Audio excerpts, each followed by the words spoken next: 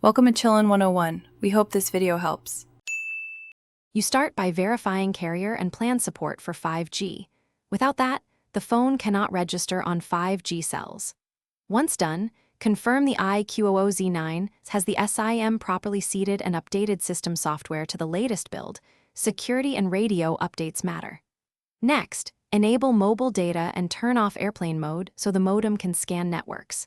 Make sure signal strength is visible. If it's absent, reseat the SIM and reboot to force a fresh network scan before moving on. Now navigate to Settings, tap SIM and Network, and choose the correct SIM slot. Change preferred network type to 5G/4G/3G auto so the modem can pick the best available band. Choose 5G only briefly if you want to force a 5G attach for testing. This step tells the radio to prioritize new generation cells. It's why you sometimes don't see 5G immediately. If the phone fails to latch, switch back and forth once, and then restart to clear registration caches and retry.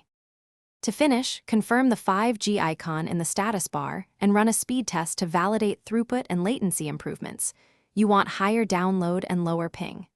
If you don't get 5G, toggle between network modes, perform a quick reboot, and consider resetting network settings to clear misconfigurations.